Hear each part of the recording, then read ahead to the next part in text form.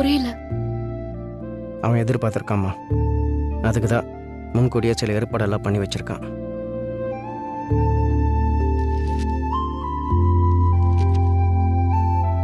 என்ன இதெல்லாம்?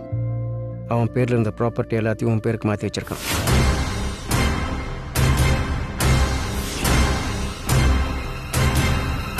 ப்ராப்பர்ட்டியா? அதுக்கான டாக்குமெண்ட்ஸ் தான் இது. எனக்கு புரியல. அவன் பேரில் இருந்த எல்லா ப்ராப்பர்ட்டியும் உன் பேருக்கு மாற்றிட்டாமா. அவன் பேரில் இருந்த பிஸ்னஸ் எல்லாம் உன் பேருக்கு மாற்றிருக்கான். அவன் அக்கௌண்ட்டில் இருந்த பணத்தை எல்லாம் உன் அக்கௌண்ட்டுக்கு ட்ரான்ஸ்ஃபர் பண்ணிட்டான்.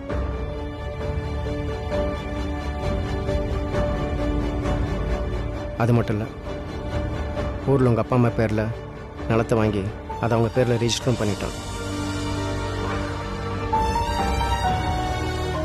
உன் தங்கச்சி ஸ்கூல் படிப்பு முடிச்சதும் யூஎஸில் வினை படித்த அதே காலேஜில் படிக்கிறதுக்காக ஒரு பெரிய அமௌண்ட்டை டெபாசிட் பண்ணி வச்சுருக்கான்.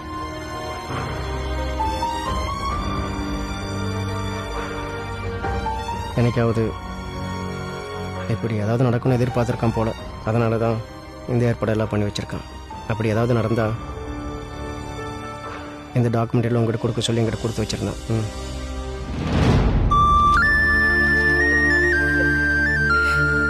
ஐயோ, இப்படிப்பட்ட ஒரு பையனை போய் தப்பு தப்பா பேசிட்டேனுங்க. நீங்க சொன்னது கரெக்ட் தான். நம்ம பார்த்து கட்டி வச்சிருந்தாலும் மித்ராக்கு இப்படி ஒரு பையன் கிடைச்சிருக்க மாட்டான். இப்படிப்பட்ட நல்ல மனசுக்கா இப்படி ஒரு நிலைமை? மித்ரா,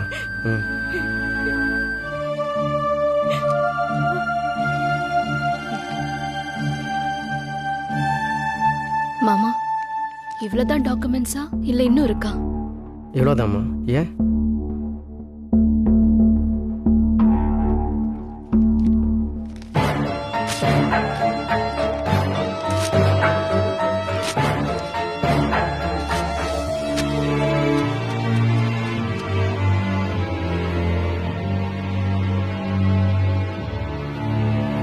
மித்ரா, இப்போ எதுக்காக இந்த டாக்குமெண்ட் எல்லாம் கிழிச்சு போட்ட? என்ன மாமா இது? இதுக்காக தான் நான் வினய கல்யாணம் பண்ணேன்னு நீங்க நினைச்சீங்களா? எனக்கு இந்த பெரிய வீடு, வாசல், சொத்து, சுகம் இது எதுவுமே எனக்கு வேண்டாம். எனக்கு என் புருஷன் மட்டும் முழுசா குணமாகி வந்தாலே போதும். அவர்தான் ஏதோ அன்புல என் பேர்ல இதெல்லாம் மாத்து அப்படின்னு சொல்லி கொடுத்தாருனா, நீங்களும் எப்படி மாமா கொஞ்சம் கூட யோசிக்காம அதை எடுத்துட்டு வந்து என்கிட்ட நீட்டுறீங்க? வினைக்கு ஒண்ணும் ஆகாது. அவர் சீக்கிரமே சரியாகி வர போறாரு. நீங்க எல்லாரும் அதை பார்க்கதான் போறீங்க.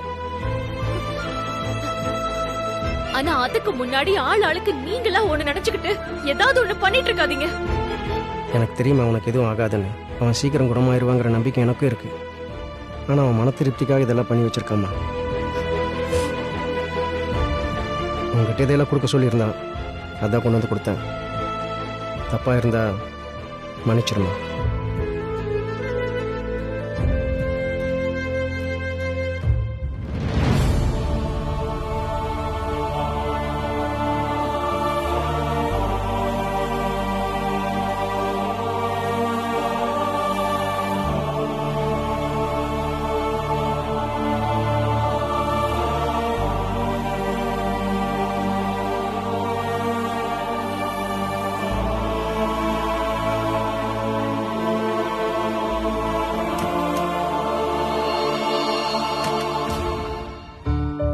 மேடம், என் புருஷன் கிட்ட கொஞ்சம் பேசணும். நீங்க வெளியே இருங்க.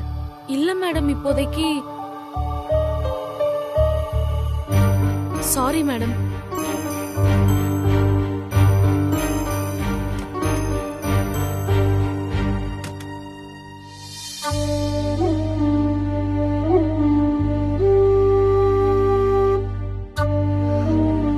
என்ன பெரிய தியாகி, ரொம்ப நல்லவர்னு நினைப்பா உங்களுக்கு மனசுல? இவர் சொத்தெல்லாம் எழுதி வச்சுட்டு போய் சேர்ந்துருவாராம். நாங்க அதையெல்லாம் வச்சுக்கிட்டு சந்தோஷமா வாழணுமா? எப்படி அந்த மாதிரி நினைச்சீங்க வினய்? எப்படி உங்களால அப்படி எல்லாம் யோசிக்க முடிஞ்சது?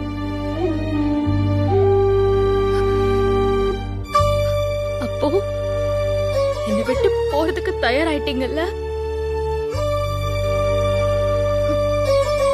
எப்படா போலன்னு பாத்துட்டு இருந்தீங்களா? நான் தான் லூசு மாதிரி உங்களுக்கு ஒண்ணும் ஆகாது ஆகாதுன்னு நினைச்சிட்டு இருந்தேனா?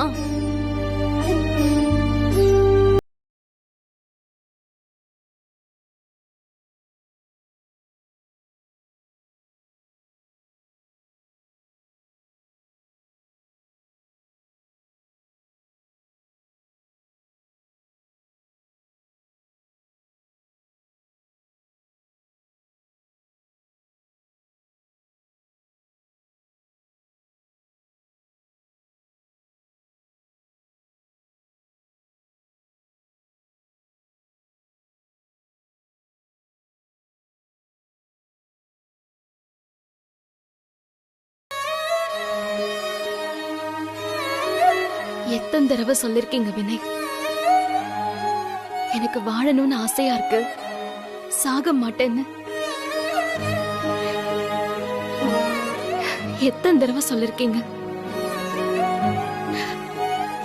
வெறும் ஆசைப்பட்டா மட்டும் பத்தாதுங்க, நம்ம நம்பணும். நமக்கு எதுவும் ஆகாதுன்னு உறுதியா நம்பணும்.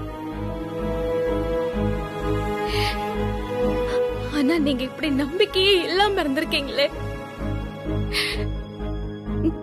எனக்கு எதுவும் வேண்டாம் வினய். உங்க சொத்து பத்து பிசினஸ் ஷேர் எதுவுமே எனக்கு வேண்டாம்.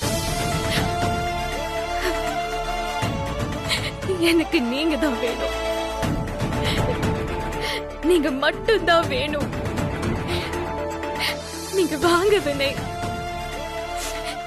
வினய், சீக்கிரமா எந்திரிச்சு வாங்க.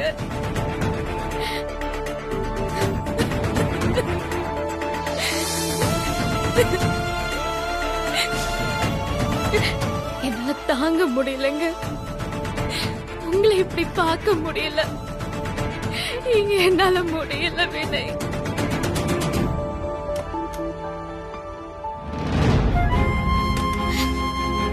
வினய், என்னை விட்டு போகணும்னு நினைக்காதீங்க பிளீஸ். உங்களை தவிர எனக்கு வேற எதுவுமே வேண்டாம். மித்ரா,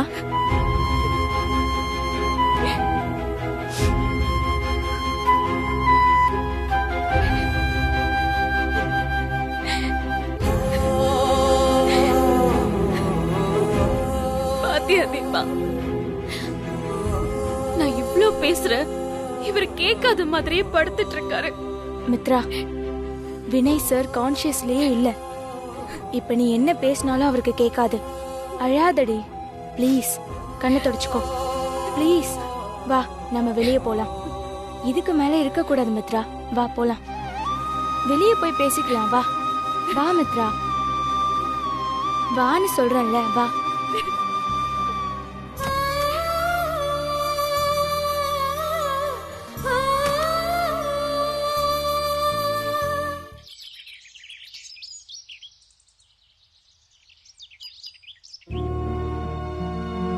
ரிப்போர்ட்ஸ் ரெடி தானே? எல்லா ரிப்போர்ட்ஸும் வந்துடுச்சா? வந்துருச்சு டாக்டர். ரிப்போர்ட்ஸ்ல என்ன பாராமீட்டர்ஸ்? இல்ல, எதா இருந்தாலும் சொல்லுங்க டாக்டர். எல்லாமே நம்ம எக்ஸ்பெக்ட் பண்ணதுதான் டாக்டர். வினய் சார் நம்ம நினைச்சதை விட ரொம்ப கிரிட்டிக்கலா இருக்காரு. எனக்கு என்ன தோணுதுன்னா, அவருக்கு சர்ஜரி பண்ண ட்ரை பண்ண பெட்டர். இல்ல டாக்டர், நீங்க நினைக்கிறது எனக்கு புரியுது டாக்டர். வாய்ப்பு இல்லாதப்ப ஏன் சர்ஜரி அதுன்னு போகணும்னு நினைக்கிறீங்க? ஆனா வினய் சார் இப்படியே விட்டோம்னா அவர் மறுபடியும் கண்ணு முழிச்சு பேசுவாரான்னு கூட தெரியல. அதுக்கு சர்ஜரி பண்ணி பாக்குறது பெட்டர் தானே? வினய் சார் பாடி ட்ரீட்மெண்ட்டுக்கு ஒத்துக்க மாட்டேங்குது. இதுல எப்படி சர்ஜரின்னு கால் எடுக்கிறதுன்னு உங்களுக்கு தோணலாம். அதுக்கு தான் நாங்க டிஸ்கஸ் பண்ணதுல ஒரு வழி தோணுச்சு. அது எந்த அளவுக்கு ஒர்க் அவுட் ஆகும்னு எங்களுக்கு தெரியல. என்ன என்ன வழி? எதா இருந்தாலும் சொல்லுங்க. என்ன சொல்லுங்க. டாக்டர் சந்தோஷ் மித்ரன் வந்தா ஒரு வாய்ப்பு இருக்கு. நாம வேணா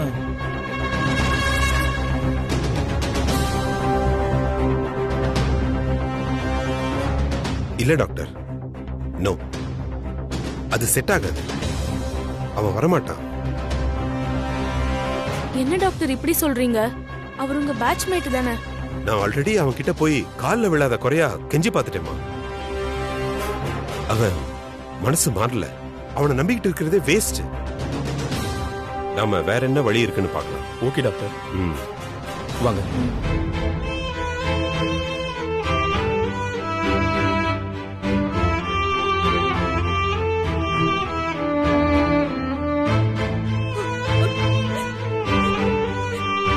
என்னங்க டாக்டர்ஸ் எல்லாம் என்ன சொல்லிட்டு போறாங்க? டெஸ்ட் ரிப்போர்ட் வந்துருச்சா? வந்துருச்சு வாசுகி. என்னாச்சு டாக்டர்? என்னமா சொல்றது? வினியோட கண்டிஷன் போக போக கிரிட்டிக்கலா தாமா போயிட்டு இருக்கு.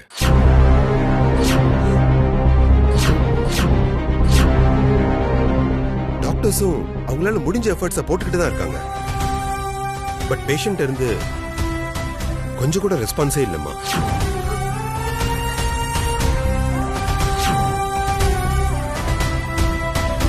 அப்படின்னா உடனே வினைக்கு இப்ப சர்ஜரி பண்ணி ஆகணுமா? அதுவும் ஒரு நம்பிக்கைக்காக தான்மா. அப்படி சர்ஜரி பண்ணாலுமே கஷ்டம்தான்.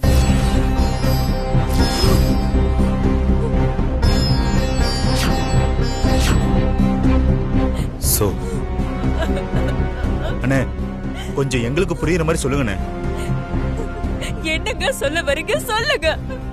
நம்ம வினை விஷயத்துல எல்லாருமே ப்ரிப்பேர் ஆயிக்கிறது நல்லதுமா.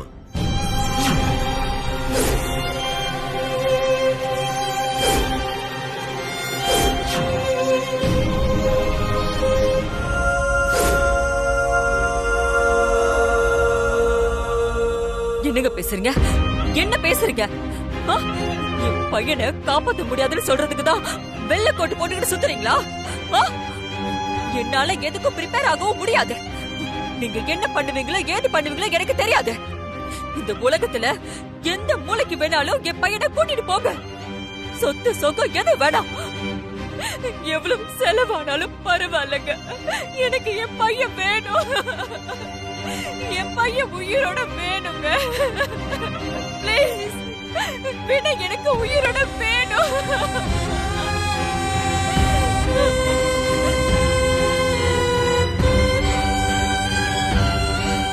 வாசுகி, எனக்கு மட்டும் வினை மேல பாசம் இல்லையா என்ன?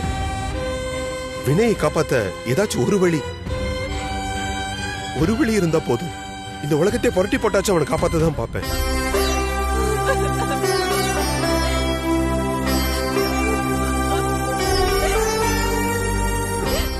இவன் விஷயத்துல எந்த பாசிபிலிட்டியும் இருக்கிற மாதிரியே தெரியலமா. சம்பந்தி, என்ன சொல்றீங்க? இதுக்கு வேற வழியே இல்லையா? என்னால இதை தாங்கிக்கவே முடியல. போயும் போயும் மாப்பிள்ளைக்கா இப்படி ஒரு நிலைமை வரணும். பாசிபிலிட்டி, ட்ரீட்மெண்ட் இதெல்லாம் ஒரு பக்கம் போயிட்டு தான் இருக்கு. ஆனா ரியாலிட்டியை நம்ம அக்செப்ட் பண்ணி தானே ஆகணும்.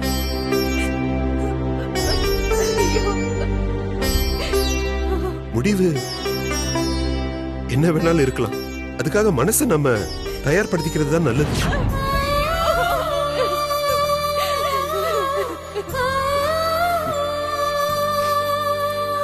வினய் இதே ஹாஸ்பிட்டல் தான் பிறந்தான். நான் அவனை முதல் தடவை பார்க்க நெருங்கும் போது இவ பக்கத்துல படுத்துக்கிட்டு அந்த குட்டி உதட்ட சுழிச்சு என்னை பார்த்து சிரிச்ச சிரிப்பு என்னமோ எனக்கு நேத்து நடந்த மாதிரி இருக்கு.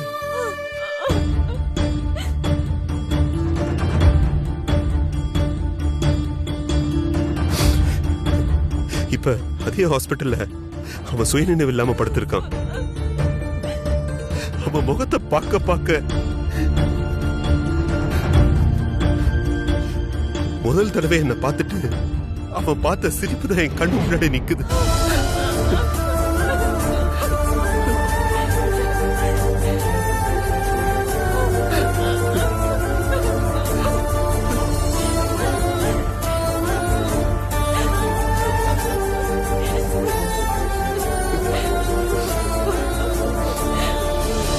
நிறுத்துறீங்களா?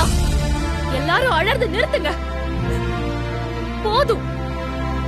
அழறது புலம்புறது எதுவா இருந்தாலும் போதும். ப்ளீஸ்.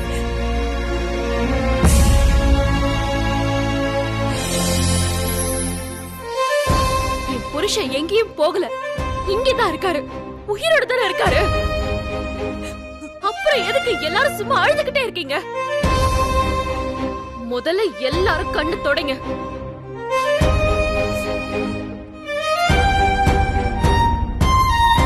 அதுக்கு இல்லம்மா, என்ன இருந்தாலும் நம்ம ரியாலிட்டி அக்செப்ட் பண்ணி தானே ஆகணும்.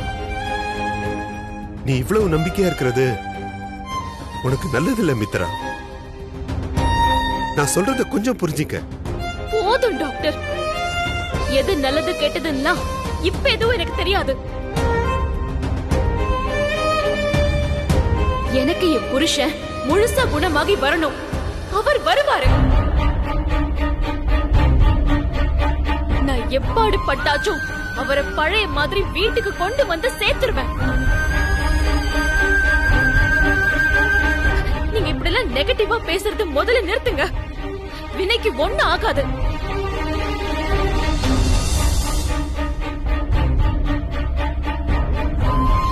அவரை குணப்படுத்தி நான் வீட்டுக்கு கூட்டிட்டு வருவேன்.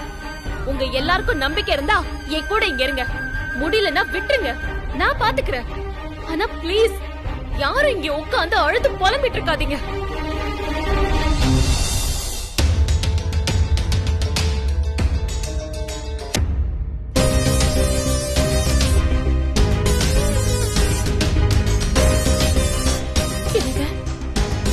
மித்ரா,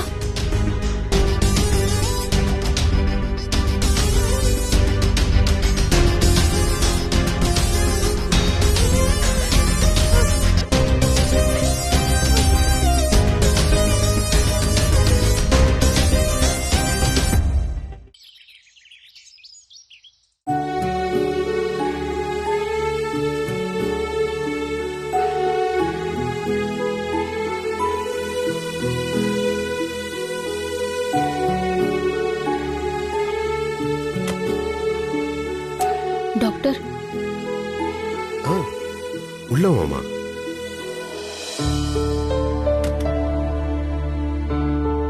டாக்டர், நான் உங்ககிட்ட கொஞ்சம் பேசணும். உட்காருமா. பரவாயில்ல டாக்டர். வினய் விஷயத்துல என்ன முடிவு பண்ணிருக்கீங்க? டிஸ்கஸ் பண்ணிக்கிட்டு இருக்கோமா. ஸ்பெஷலிஸ்ட் கிட்ட பேசிக்கிட்டு இருக்கோம். ஏதாவது பண்ணலாமா, நீ கவலைப்படாத. சந்தோஷ் நேத்ரானா யார் டாக்டர்? நீங்க டாக்டர் கூட பேசிட்டு இருந்தத நான் கேட்டேன். அவர் பெரிய டாக்டர்னா அவரை வர வைக்கலாமே, அதுல என்ன பிரச்சனை? இல்லம்மா, அது ஒர்க் அவுட் ஆகாது. நான் ஆல்ரெடி அவன் கிட்ட பேசி பார்த்துட்டேம்மா, அவன் சம்மதிக்கல. புரியல டாக்டர். ஒரு டாக்டரா இருந்துகிட்டு அவர் ஏன் வினயை பார்க்க வரமாட்டேங்கிறாரு? என்ன காரணம்? அவனும் டாக்டர் தான்மா, சாதாரண டாக்டர் இல்ல. இந்தியாலேயே நம்பர் 1 ஆன்காலஜிஸ்ட். ஒரு காலத்துல நிக்க நேரம் இல்லாம உலகம் முழுக்க ஓடிக்கிட்டு இருந்தான். அவன் கைப்பட்டு பொழைச்சவங்க எத்தனையோ பேர் இருக்காங்கம்மா. எல்லாருமே கை விரிச்ச பேஷண்ட்ஸ கூட அவன் கைப்பட்டா பொழைச்சிருவாங்க. ஆனா என்ன டாக்டர்? ஆனா அவன் பிராக்டிஸ் பண்றதை நிறுத்தி 20 இயர்ஸ் ஆச்சுமா. இப்ப அவன் யாருக்கும் மருத்துவம் பாக்குறது இல்ல. ஏன்? விதி யாரம்மா விட்டது? யார் தலையில என்ன எழுதியிருக்கோ யாருக்கு தெரியும்? 20 இயர்ஸ் முன்ன அவன் குழந்தைக்கும் கேன்சர். இதோ இப்ப நான் இருக்கேனே, இதே நிலைமைதாம்மா. எவ்வளவோ முயற்சி பண்ணியும் அவன் பொண்ணு அவனால காப்பாத்த முடியல. அவன் கையில அந்த சின்ன பொண்ணு இந்த உலகத்தை விட்டு போன உடனே அவனுக்கு மனசு வெறுத்துருச்சு. மென்டலி அஃபெக்ட் ஆயிட்டான். என் பொண்ணையே காப்பாத்த முடியாத மருத்துவம் எனக்கு தேவையே இல்லைன்னு முடிவு பண்ணிட்டாமா. இன்னைக்கு வரைக்கும் எத்தனையோ பேர் அவன்கிட்ட கெஞ்சி கேட்டும் நான் இனிமே ஸ்டெத்தஸ்கோப்பை எடுக்க மாட்டேன் அப்படின்னு மறுத்துட்டான். ஏன் நானும் நம்ம வினைக்காக 2-3 டைம் அவன்கிட்ட போய் பேசி பார்த்துட்டேன். அவன் என்கிட்ட பேசக்கூட தயாரா இல்லம்மா. டாக்டர், நான் பேசி பார்க்கறேன். யார்கிட்ட? அதான் சந்தோஷ் நேத்ரா கிட்ட. அவர் வந்தா வினய் பொழைக்க வாய்ப்பு இருக்குல்ல? யா, அப்படின்னா அவர்கிட்ட என்ன கூட்டிட்டு போங்க, நான் பேசி பார்க்கறேன். மித்ரா, அவன் ஒரு முரடம்மா. அவன் யாரையும் மதிக்க மாட்டான். அவன்கிட்ட போய் நிக்கிறது வேஸ்ட்டுமா. நான் சொல்றது கொஞ்சமாவது புரிஞ்சிக்க. டாக்டர், நான் சொல்ல வரத நீங்க புரிஞ்சுக்கோங்க. அவர் யாரா வேணாலும் இருக்கட்டும், எப்படிப்பட்டவரா வேணா இருக்கட்டும், நான் கூட்டிட்டு வரேன். எனக்கு நம்பிக்கை இருக்கு அவர் வருவார்னு. மித்ரா, நான் நீங்க எதுவும் சொல்ல வேண்டாம் டாக்டர். என்ன அவர்கிட்ட கூட்டிட்டு போவீங்களா மாட்டீங்களா?